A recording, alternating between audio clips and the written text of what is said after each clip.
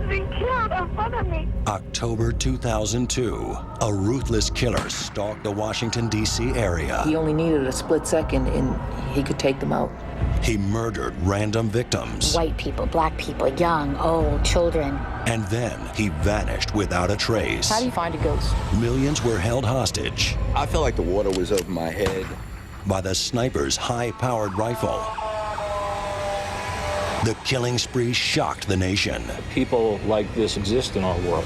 and set off the largest manhunt in American history.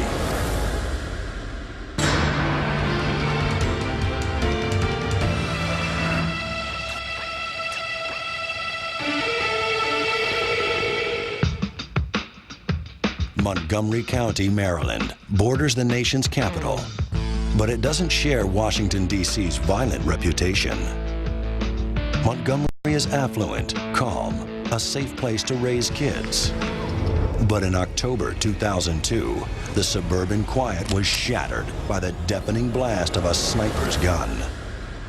It all began on a Wednesday afternoon at the Glenmont Shopping Center. James Martin decided to pick up some groceries after work before heading home to his wife and 11-year-old son. Out of nowhere, the explosive sound of a bullet. A shopper in the parking lot heard an unsettling groan. She looked up and saw James collapse to the pavement. I'm at Shopper's Warehouse on Randolph Road, and a man just fell in the parking lot. There was a loud noise, but we're not sure if he was shot. The frightened caller was hiding behind her car, clutching her 5-year-old child. Is he bleeding? Yes. Where's he bleeding from? I don't know. I'm like half an aisle away from him. Is it inside? No, it's outside in the parking lot. Oh, there's a police officer here now. One of the first persons there was a police officer who heard the shot. Martin was unconscious and bleeding heavily from his chest. He was trying to lend medical attention to the victim, but he was also keeping his eyes out looking for suspect information. James Martin died in minutes. An investigator at the crime scene called the Assistant Chief of Police, D. Walker. He explained the circumstances of James Martin's shooting, which were very deeply troubling, obviously. A small entrance wound and a larger exit wound indicated that whoever killed James Martin used a high-powered rifle. I start running through my head the possible causes of something like this because in Montgomery County, we just don't have drive-by shootings involving high-powered weapons. I remember hanging up the phone and just having this feeling of wondering when the other shoe was going to drop.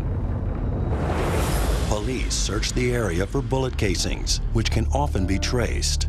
They checked the soles of the shoes of witnesses and tire treads in the parking lot. As night fell, police were left with no clues, only questions. Who would want to kill James Martin and why? A terrifying answer began to take shape as the violence continued the next morning. It was earlier in the morning and Sonny Buchanan was cutting the lawn. At first, people at the scene thought Sonny's lawnmower had malfunctioned and wounded him. The call first went out. It went out as a medical emergency. What's going on there? This guy's lawnmower did something, man. It chopped him up. He's bleeding real bad. He's down and out. So you had fire rescue responding to a medical emergency. But when paramedics arrived, it was clear this was no accident. Sonny was rushed to a trauma center, but by then, his heart had stopped and was completely empty of blood. A surgeon said he bled more than anyone he had ever seen. Sonny Buchanan was the son of a former Montgomery County police officer, so it kind of hit home. Sonny Buchanan's death was only the beginning of the bloodiest morning in the Montgomery County Police Department's history. At 8:07 a.m., a yellow cab pulled into a gas station on Connecticut Avenue. Just 10 feet away, Carolyn Namro was keeping an eye on her toddler as she gassed up her car. Suddenly, she heard a loud boom. 00 North Mont, Apartment 4, open 911 line. She was shocked to see a huge smear of blood across the side of her van. And then, a sight she would never forget. The taxi driver was staggering towards her with an enormous gunshot wound in his chest. Prem Kumar Walekar was dying before her eyes. What, ma'am? Oh my God, this is Ma'am, listen to me. What is wrong? A man has been killed in front of me. How is he being killed in front of you? I don't know. Mr. Wallaker was shot pumping gas into his taxi cab. Hard-working taxi driver, stops to get gas. 2 brutal murders in 31 minutes, just 5 miles apart. And in my head, I heard the thud of the other shoe dropping. A few minutes later, the killer struck again. Sarah Ramos had been waiting for a ride to her house cleaning job. In her native El Salvador, she'd been a law student. But after moving to the U.S., she made ends meet by cleaning houses. Fire an ambulance. Yes, I need the ambulance, please. Eyewitness accounts only added to the confusion. A girl just shot herself. She just shot herself. We got a possible 1056 at Leisure Wood. Please advise. It was the 3rd brutal murder in less than an hour. It came out as a possible suicide, and that I knew instantly it wasn't. I don't see a weapon. You don't see the weapon? No. This time, police found the bullet that shattered Sarah Ramos's skull. The .223 caliber slug entered her forehead, exited through her neck, pierced a window, and landed on the floor of the restaurant behind her. Fire an ambulance. Chaotic radio traffic filled the airwaves as emergency response teams raced to keep up with the murders. She's unconscious. She's got blood coming out of her nose and her mouth. And where? North and Connecticut Avenue. But the killer kept coming. His next victim, a full-time nanny who was cleaning her car at a gas station. Like a bomb? Yeah, but it wasn't a bomb. I mean, it's like that kind of noise. It was like a gunshot, maybe? Kind of. Montgomery County had never seen anything like this. We're having a shooting about every half an hour. All 5 killings were clustered in 10 square miles of Montgomery County. The yearly homicide rate had just shot up 30%, but there was yet another incident in the same area. The day before, employees at a Michael's craft store heard a loud crack and then found a bullet hole in their window. The round just went high. It actually entered at about the 6-foot level in the window. They've recovered some fragments from an artificial flower in the store. So far, police had found no connection between any of the victims. Different ages, different sexes, different races of the victims. That was the most troubling part. And there had been no secondary crimes, like robbery, in any of the shootings.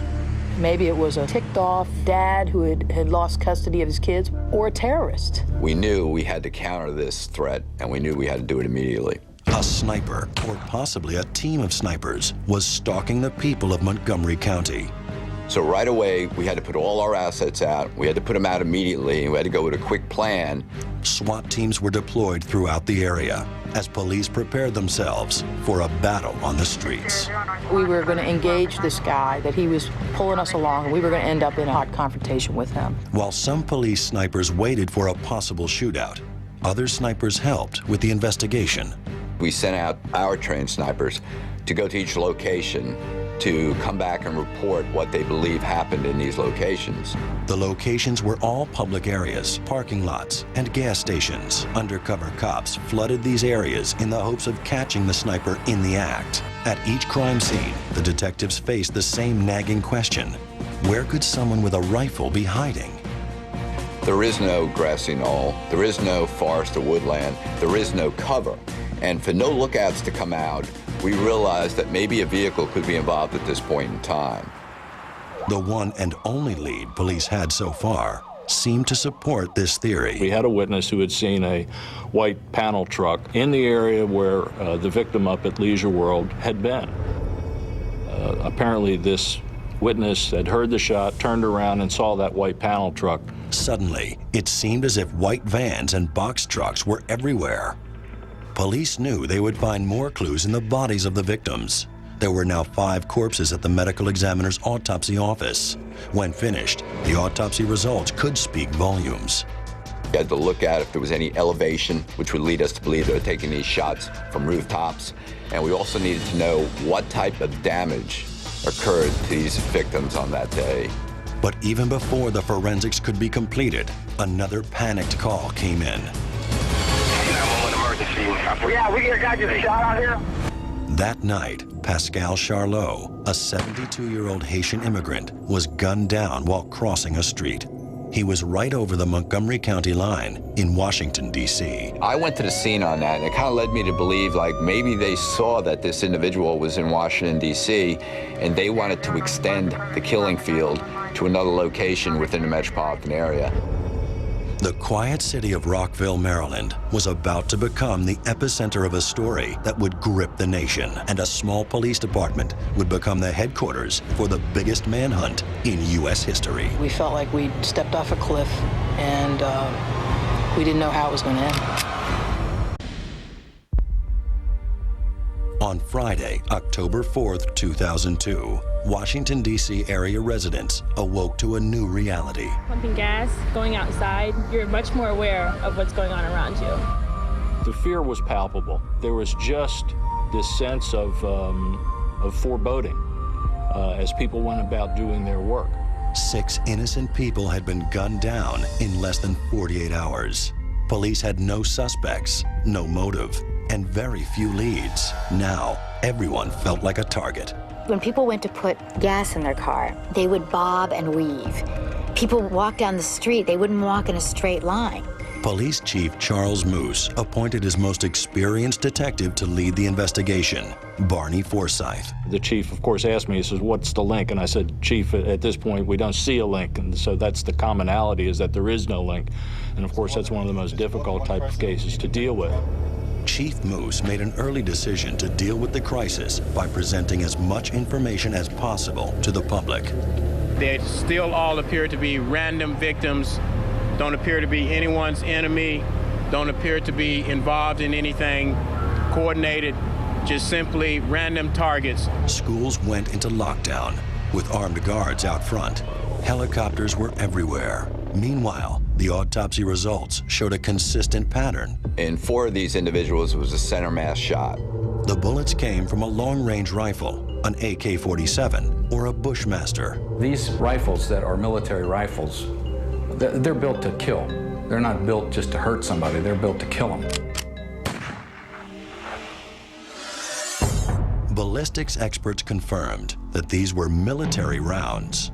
2 .23 caliber bullets fired by a rifle. And it had like a sunburst effect. It goes in small and then it gets wider as it goes through. So what you end up with is that all those organs that are in that range of that cone get injured, whether they get hit directly by the bullet or not. The Bureau of Alcohol, Tobacco, and Firearms did an analysis. We looked at the different rounds, the way the round hit the victim, and that helped us figure out where the shot may have been taken from. The shots were not coming from rooftops. Somehow, the killer was finding a way to hide in plain sight. But I couldn't see how they could escape so quickly. Investigators began to believe the sniper was shooting from a vehicle, which led to a theory that a pair of shooters might be involved. For the purposes of shooting, you want to have room available so you can have some mobility, and that means when you're behind the wheel, you don't have that kind of mobility. The idea that the armed sniper was hiding in a car spread fear like wildfire. Within the past year, Washington area residents had lived through the 9/11 attacks and the anthrax scare. Now, they face the possibility that a team of terrorists was hunting them down. The Washington Post, on the front page, says snipers and Al-Qaeda. Those questions were being publicly asked. That afternoon, the sniper turned an awful situation into a nightmare. He widened the terror. Stop 911, what's your emergency? We've had a lady shot in our parking lot. This is Michaels in Fredericksburg. When 43-year-old Carolyn Sewell was gunned down in Virginia, fear reverberated across the entire region. All right, get away from the window. I'm sorry. Where's the person at? She's laying in the parking lot, sir. While laying on the pavement, Carolyn prayed that she could live for her 2 kids. Say that again, honey. She's laying on the ground between our store and Michael's, and she is moving her arm. There's a lady standing over. There's a lady standing with her. She would become the first survivor of the sniper's long-range bullet. This was the second shooting incident at a Michael's store. Investigators immediately seized on the possible link that could lead to the killer. So we looked at disgruntled employees, people that maybe had been terminated, some connection between the Michaels in Maryland and the Michaels in Fredericksburg. Of course, nothing was really developed. There was nothing there. There was so little, in fact, at every crime scene. After each killing, the shooter vanished into thin air. Investigators were mystified. We had no physical description. We had no good eyewitnesses. How do you draw up a plan to find a ghost? In a desperate move, Police Chief Moose asked residents for help. We're still convinced that people have seen something. We want to talk to them. We want to follow up. A tip line was immediately overwhelmed by callers who were sure they knew the sniper. We had over 100,000 tips come in to the tip line, which is astronomical. Detectives began working around the clock to follow every worthwhile lead and stop the killings. Meanwhile, Drew Tracy scrutinized the sniper's every move in search of a pattern. They were close to major roadways. We realized there were strip malls, and we realized that certain stores were consistent at these places. We also realized that they knew the traffic patterns in the area of Montgomery County. Rather than get stuck in heavy southbound traffic, the killer, or killers, traveled north after a morning shooting. They went to the path of least resistance. Based on those movements, police created a plan to trap the sniper. It was called the Concentric Circle Scheme. An immediate response team would be ready to deploy within 1 minute of a 911 call. If we got the information within a minute, the most they could have gone was a half mile to a mile, whether it was on foot or in a vehicle. Police teams would then create a gauntlet consisting of a series of widening circles around the area. And our goal was to be on scene within 2 to 3 minutes immediately after receiving information. And basically, we would try to roadblock every one of these locations with a uniform presence.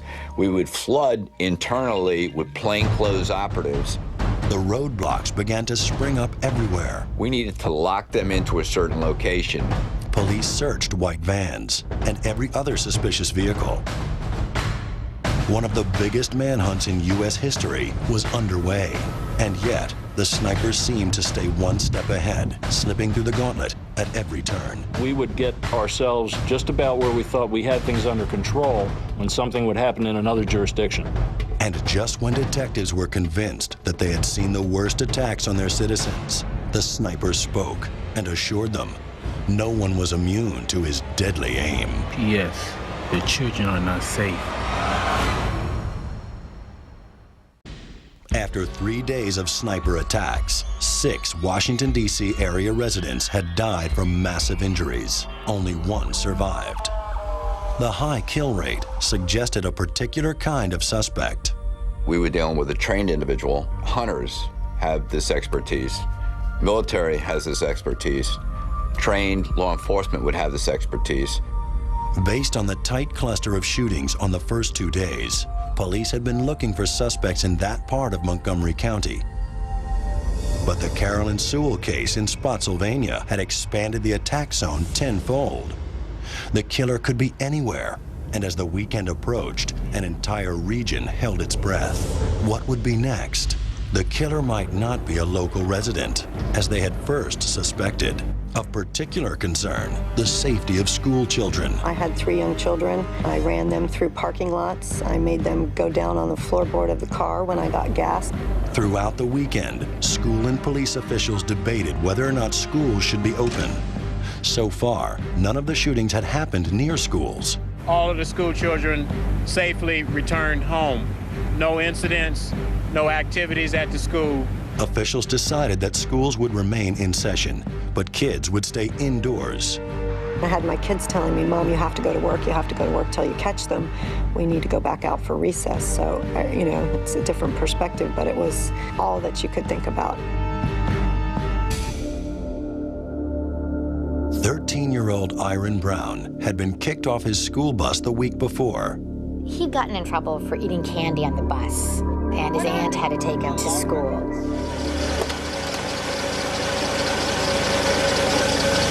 Iron's aunt dropped him off at school an hour early because she had to get to work.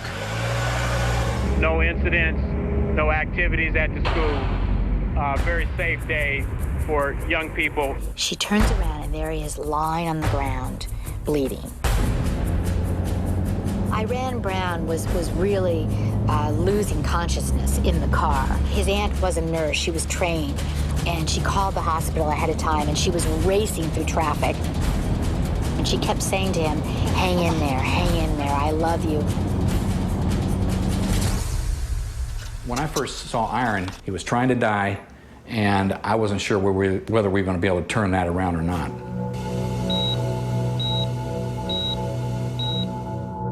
This is our home. This is our community. We took an oath to protect and serve. And these guys come in and make a mockery of that. But stepping over the line, shooting a kid, I guess it's getting to be really, really personal now. Many were startled to see the police chief cry, but those close to the investigation understood. It feels like failure. I mean, it is.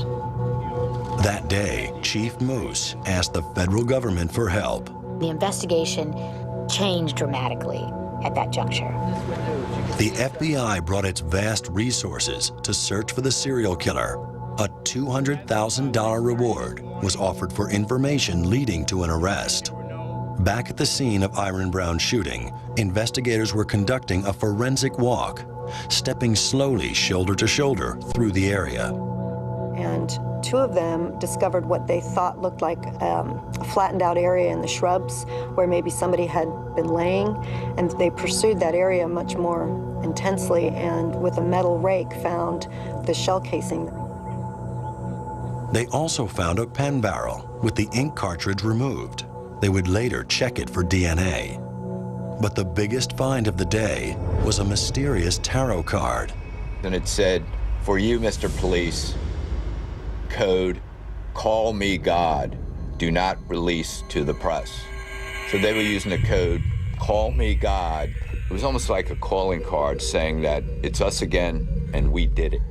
At that point in time, they did not ask for anything, and that's a scary situation. The suspects made it very clear that they did not want the media notified with regard to this. The task force wanted to honor the killer's request in order to establish communication, but the media was everywhere. No secret was safe. One of the outlets used a hydraulic camera, and they raised it up 2 stories, and they shot through that little break in the blinds, and they got investigatively sensitive information off one of the tactical boards where we were tracking some things. And they sent crews out there. We'd have cops calling in saying, a media truck just pulled up.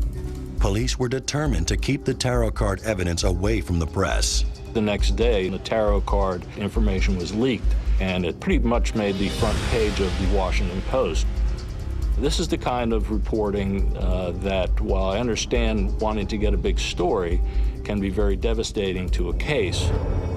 Just when the entire operation seemed hopelessly stranded, a powerful breakthrough lifted the spirits of the investigators. We have been taking care of a young man. Iron Brown, the 13-year-old shot at school that morning, would survive.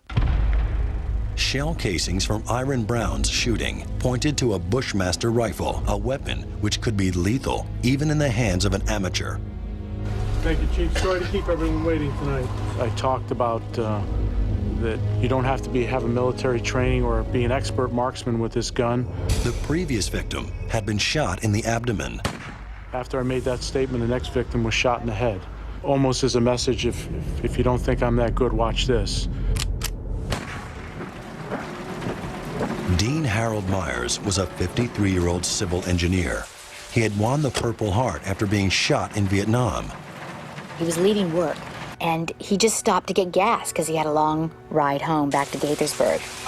And he got out of the car, and he's pumping gas. A .223 caliber bullet ripped through his skull. If you get a bullet wound like that to the head, it doesn't matter what you do, you're dead. There's nothing we can do. 2 days later, Ken Bridges was killed while pumping gas.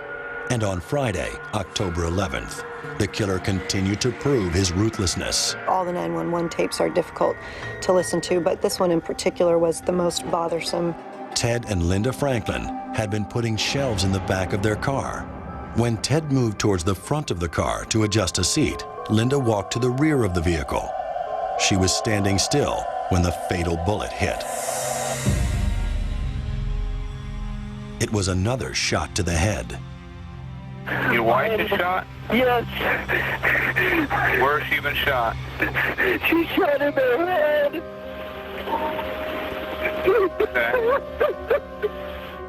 The right side of Linda Franklin's head was completely blown off, and part of the spatter actually hit Mr. Franklin.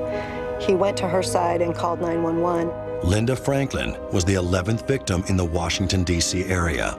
And we felt with each new one that we weren't being successful at doing our job and protecting this community. But finally, someone caught a glimpse of the sniper. Now, that was the first good information we had of a possible suspect, as well as a good descriptor of a vehicle. Part of a cream or white-colored Chevy van. On the next, the brutal slaying of Linda Franklin took the fear in the Washington, D.C. area to a new level. It was the 11th shooting in 10 days. Even worse, Linda was killed in front of her husband.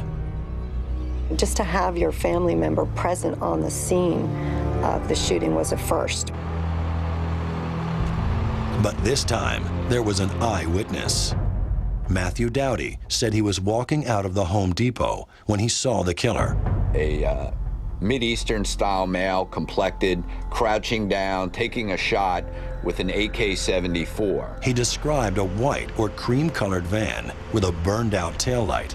Now, that was the first good information we had of a possible suspect, as well as a good descriptor of a vehicle. An alert went out to the public. We do want people to continue to watch for things that are out of place, strange behavior, report that. I'm pleased to say that people continue to call our tip line.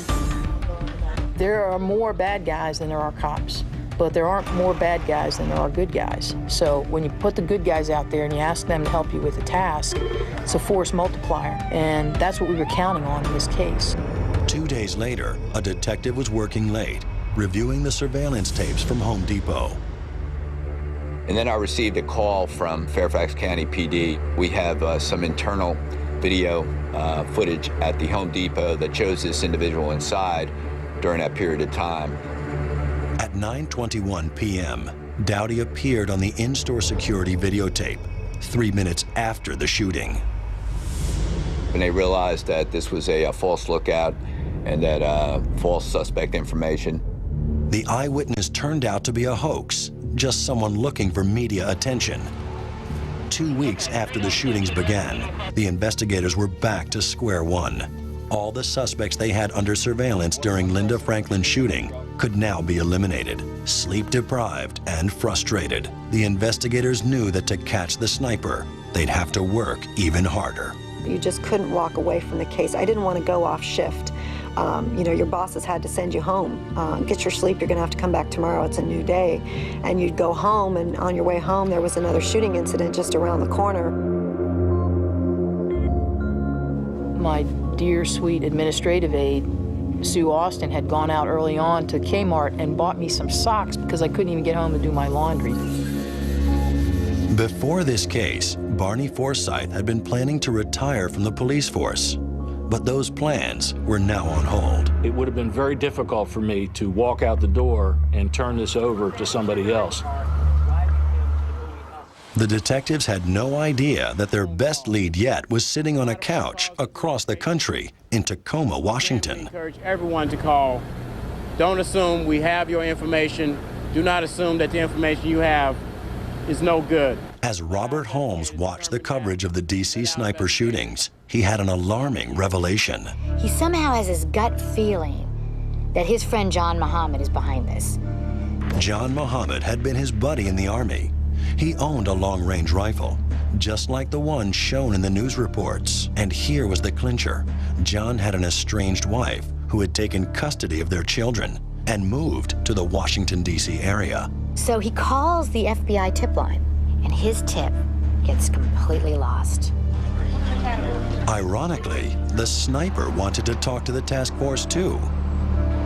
But he was having trouble getting past the chaos he'd created. Brassville City Police, love calls for signs recorded. Good morning. Don't say anything, just listen. Where are the people that are causing the killing in your area? Look on the tarot card. It says, call me God. Sir, I need to refer you to that Montgomery County Police hotline. We're not investigating a crime. Would you like the number? For some reason, the sniper had dialed the wrong number. I don't know what they were paying attention to in that they couldn't find the right number to call. 9424. That 800 number was out there. It was out there. Further complicating the situation, other callers were also taking credit for the crimes. The real sniper got lost in the shuffle. They got desperate for law enforcement to accept that they were the killers when they called, so they brought up a shooting in Montgomery, Alabama, and asked us to look into that shooting. It was you gotta believe me, I'm the sniper, and here's how you can tell I'm the sniper. I immediately called Montgomery, Alabama, and I asked if anyone handled a situation at an ABC store, and he said yes, we had a robbery, homicide. Although the case was unsolved, the gun used in the crime was not a Bushmaster, and the sniper wasn't known to rob his victims. It wasn't a strong lead. Saturday, October 19th. Jeff and Stephanie Hopper were driving back to their home in Florida. When they pulled off I-95 in Ashland, Virginia to fill up their car and have dinner, they figured they were out of the danger zone. They were walking out of the Ponderosa restaurant together after a nice dinner, and they were holding hands. They heard an explosion. It took a moment before Jeff realized he had been shot in the abdomen. His wife struggled to unlock her cell phone to call 911. Jeff underwent 5 surgeries in 18 days. He would eventually make a complete recovery. In the nearby woods, an ATF dog found a bullet casing and a note tacked to a tree. The note was tucked inside a Ziploc Halloween bag. The killer was getting sloppy. There was DNA on the Ziploc bag that the note was contained in. It's actually one of the ways in which law enforcement can pick up DNA is with the Ziploc mechanism that draws the DNA from the fingers as you do that. The DNA, however, didn't match anything in the FBI's national database. After the test was completed, investigators read the note. For you, Mr. Police, call me God. And then it went on to make demands, very specific demands of what was expected of law enforcement to make the killings end. The sniper wanted $10 million placed in a bank account. Once I heard that they were looking for really an exorbitant amount of money, but I really felt very confident that we were going to get them. The sniper also wrote that at 6 a.m. he would call the Ponderosa restaurant where Jeffrey Hopper had been shot. We missed the time cutoff because of the DNA analysis. So Chief Moose went out with a very specific communication in a press conference following the discovery of what was on the note. To the person who left us a message at the Ponderosa last night, we do want to talk to you. Call us at the number you provided. Thank you. On the morning of October 21st, the call came. Finally, the police and the sniper were in direct contact. Is this the Ponderosa? Who is this? Don't say anything. Just listen. Here's the police. Call me God. Do not release the person. Robert Stars. You have more charges. They're non-negotiable. If you choose option 1, you will hold a press conference stating to the media that you believe you have caught the sniper like a duck in an insect. Repeat these words exactly as you've heard them. If you choose option 2, be sure to remember, you will not deviate. P.S. Your children are not safe. The call was traced to an Exxon station. 33 minutes later, 2 men were arrested, one with a white van. But these men were simply 2 illegal immigrants near the wrong phone at the wrong time. The task force regrouped and focused on the strange wording in the sniper's last message. You caught the sniper like a duck in a noose. We didn't know what that meant when we first read it. We all looked at each other cross-eyed and didn't know what those words meant. The sniper's note mentioned the Alabama shooting once again. A second call to Montgomery, Alabama revealed more information. A gun magazine had been dropped at the crime scene. It had a fingerprint on it, but local officials said they had not processed the print. And we were never able to actually check that print because we don't have the resources here in our town. The magazine was immediately flown to Washington. And lo and behold, the fingerprint matches Lee Boyd Malvo. Lee Boyd Malvo was a 17-year-old from Jamaica. He had been fingerprinted by immigration officials in Bellingham, Washington. So that gave us basically an individual and a face to a fingerprint. Police were convinced that the teenager had an accomplice. If we could just have 24 hours with this information before the media gets a hold of it, that we could catch them. But if this were to leak, they would be in the wind and probably not surface for a very long time. Over 3 weeks, the snipers had brutally shot 12 people in the greater Washington, D.C. area. Just as police felt they were hot on their trail, the snipers struck again. They came back and they hit us once again in the heart of Montgomery County on October 22nd. Conrad Johnson, a 35-year-old Jamaican-born bus driver, was the next victim. He was shot and killed as he was at the front steps of his bus ready to do his route. At the scene, a new message had been tacked to a tree. Your incompetence has cost you another life. The FBI had set aside $100,000 in case a negotiation was necessary, but the sniper task force was beginning to put the pieces of the puzzle together. The fingerprint on the magazine, dropped at a liquor store robbery in Montgomery, Alabama, had led them to 17-year-old Lee Boyd Malvo. Malvo was fingerprinted on the West Coast on an immigration issue. Malvo was born in Jamaica. An immigration report from Bellingham, Washington, revealed a custody battle between his mother and a man named John Muhammad. When they get the narrative that was written up, it mentions a John Muhammad. A John Muhammad who's connected to Lee Boyd Malvo. Muhammad had helped Malvo and his mother enter the United States illegally from a Caribbean island. Then, John Muhammad and Lee Malvo became friends, often passing themselves off as father and son.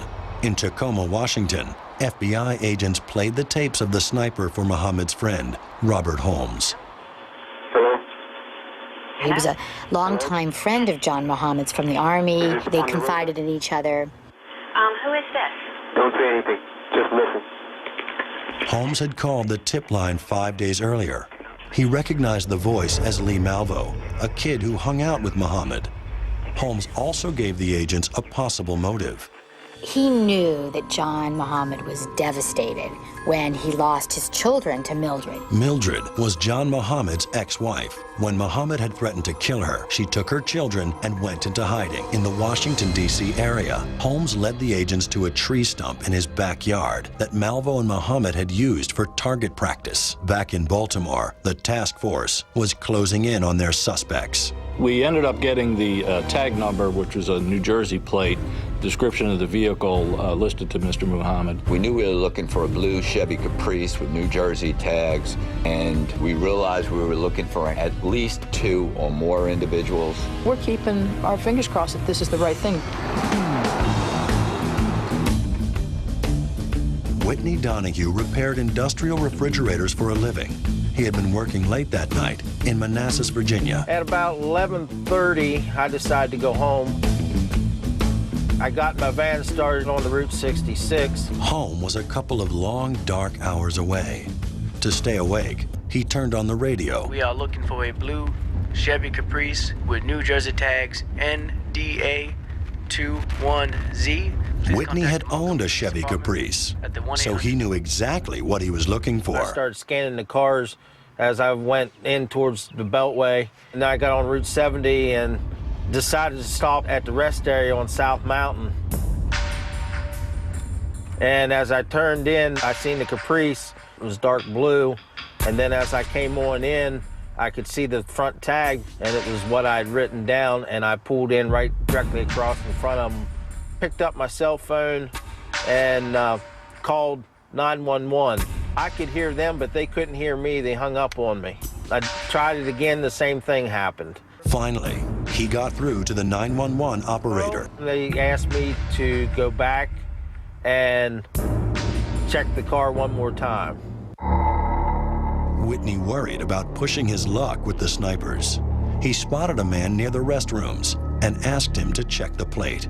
I told him to lightly toot his horn and verify that definitely it was it. The Maryland State Police and the various people involved said to Whitney, stay on the line. Tell us what you're seeing, tell us what you're hearing.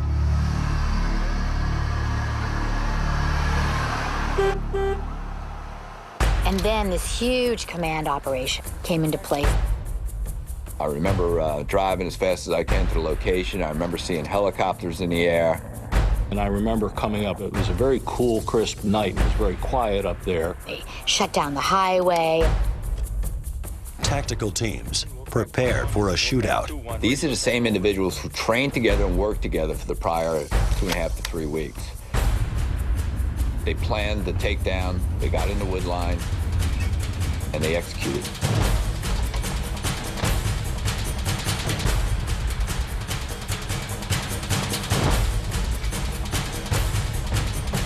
I remember looking down at Malvo and seeing beads of sweat on his forehead.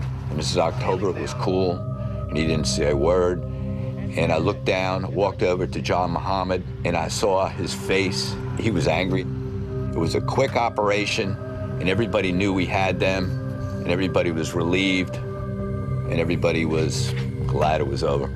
I was extremely tired, both physically and psychologically. But as exhausted as he was, there was one thing Barney Forsyth had to do. I stopped actually by the school where my wife, Marcia, works, called her out of her classroom and put my arms around her. I said, we got him. And I said, you can't tell anybody right now because it hadn't been released, but we got him.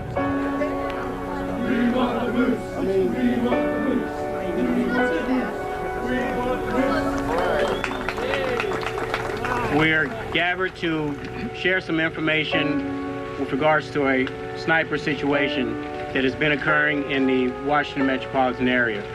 At approximately 1 o'clock a.m. today, a motorist called 911 to report seeing a 1990 Chevy Caprice. And I was home at the time watching the news, and my kids were there, and they were, jumping up and down. Does this mean we're going to have recess again? We can at least say that there's some family that's going to be together tonight because we got it done. For several days, Lee Boyd Malvo remained silent, but finally, Detective June Boyle got him to talk. Would you like some juice maybe, or some fruit, or some salad? He was hungry, he wanted a veggie burger, and that started the process. We sent out for a veggie burger, 2 of them in fact, and some water. Once he started eating and talking, everything just flowed pretty well. A couple of veggie burgers? Malvo told her that he would fast before killing because it improved his aim. He just was bragging about how they had planned to do 5 killings in one day. He said because he knew the police couldn't handle it. He gave details of each killing. In the Franklin shooting, he said he aimed at Ted Franklin first. And Lynn Franklin moved to the back of the car. He said it only took him 2 seconds. He locked onto her and shot her. He pointed to his head, laughed about it, said it was a great shot. Today, many investigators believe the killing spree was a twisted plot by John Muhammad to kill his ex-wife and get his children back. I think it's very plausible that he intended to kill her and make her one of the random victims. John Muhammad had hatred. He was involved, I think when they finally put it all together at the end, it was between 24 and 26 shootings throughout this nation that were involved by both of these individuals. He taught hatred to Lee Boyd Malvo. In 2004, John Allen Muhammad was sentenced to death by a Virginia court. He is appealing that verdict. 17-year-old Lee Boyd Malvo received a life sentence.